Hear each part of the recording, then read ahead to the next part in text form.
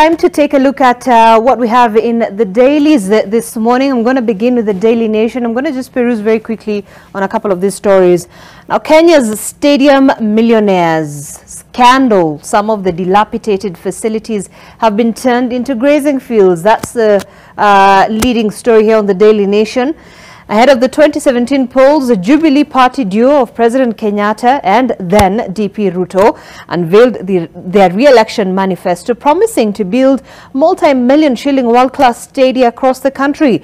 The projects commenced soon after they took office, but 6 years later, they remain incomplete after gobbling up taxpayers' money. Well, the nation went on the trail of the contractors, including one linked to the Trade Cabinet Secretary Moses Kuria. You can see a couple of faces there. Moses Kuria is one of them, and there is an amount that is attached to him. This is 259 million. Trade Cabinet Secretary Moses Kuria's Smith & Gold Productions Limited won a tender to build the Karabu Stadium in Gatundu South in Kiambu County.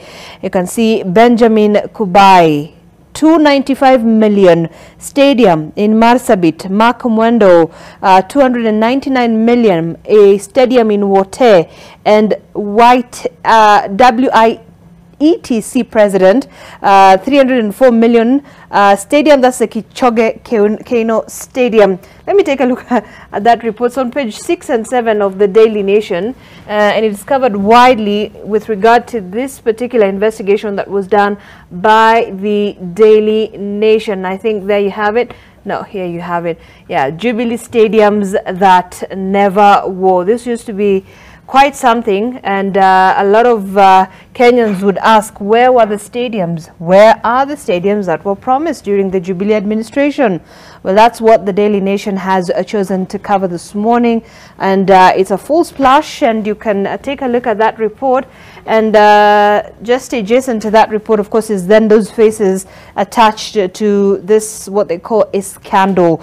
And one of those people named in the scandal is the Trade Cabinet Secretary Moses Kuria, who is said to have benefited from some amount there, because he's the owner of a company known as Smith & Gold Productions Limited. There's also the KRA board chair, beneficial owner of Todi Civil Engineering Limited, Anthony Mwaura, Benjamin Kubai, Mark Mwendo, David Ndiangul, and the Chinese construction company Haibo Yu, that is the WITC president, and the respective stadiums that they were supposed to deliver. So you can find that full report on the Daily Nation, pages 6 and 7, as they dissect what the issues around that is. All right, on the second page, as Ruto cautioned me about Chiloba, Uhuru rallied to save me from lynch mob. Remember, the whole of this week, we've been looking at the installment of the serialization of the memoirs of the book by Ahmed Isakas, and that's the former chair of the IEBC, who reveals the intrigues behind the hiring of Ezra Chiloba as the CEO of the elections agency, the distrust that met his decision, and how Uhuru intervened to rescue him from a political and media lynch mob. That is something that if you've been reading the Daily Nation, this is just the final installment of the memoir by the former IEBC chairperson. You can have a look at that. Then to something also developing on the fourth page, Ruto Raila allies dig in as Azimio meets over talks. Well, President William Ruto and opposition leader Raila Odinga's allies have maintained hardline positions on the planned talks, even as the Azimio leader rallies his troops today to cement his position on the issue of the dialogue.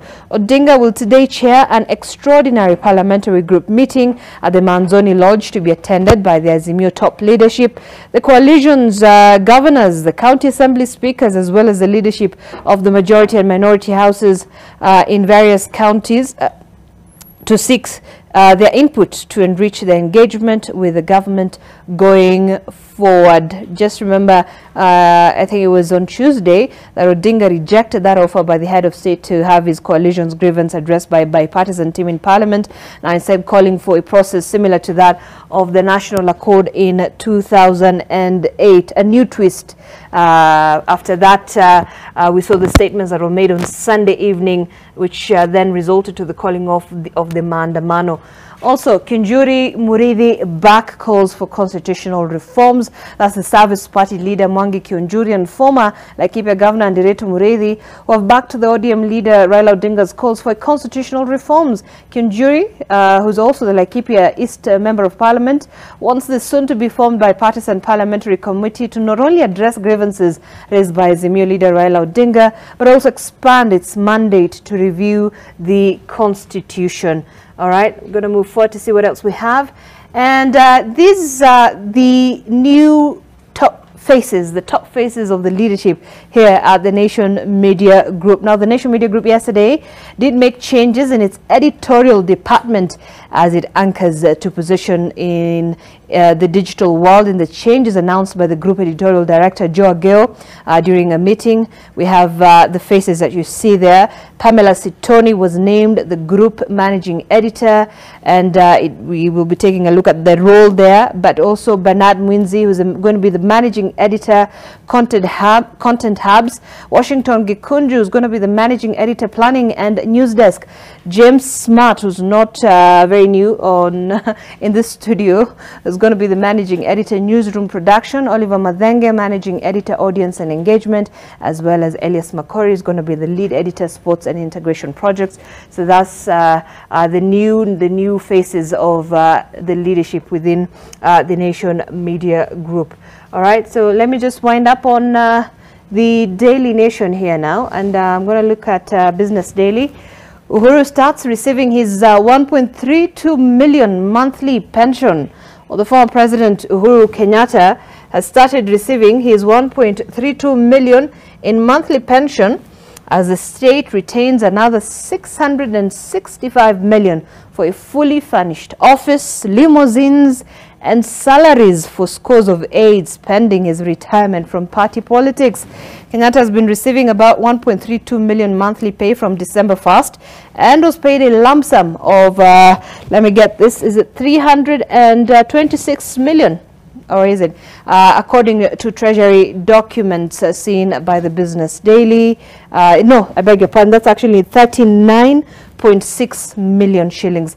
And the former president has to formally retire from party politics, then to access a retirement benefit budget of 655 million for fully furnished office, aids and luxury cars.